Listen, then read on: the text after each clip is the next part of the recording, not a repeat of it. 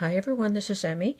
In my previous video, I showed you how to make some shawl pins with wire, but everybody doesn't have wire on hand.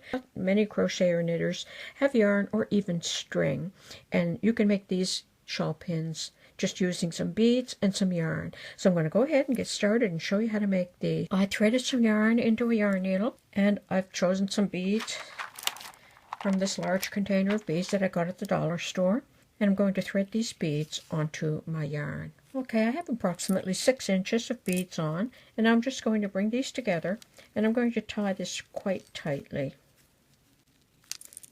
Just tie that into a square knot like that. And then I'm going to go in through here, and then around one of the beads.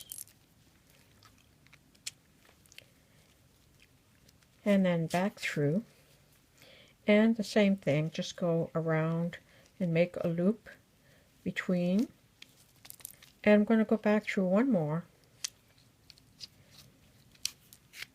and then I'll put some Elmer's glue or nail polish right there on that knot, and then I'll cut this off. So I'm going to go ahead and do that, and I'm going to do the same with this end.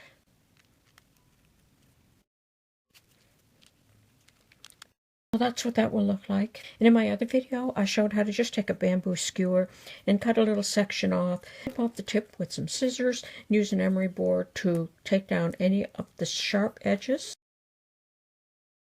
And then to use your shawl pin, you're simply going to place it down, and then you'll pass your bamboo skewer through the knitting or the crochet. And there you go, you'll have an easy shawl pin that you can make.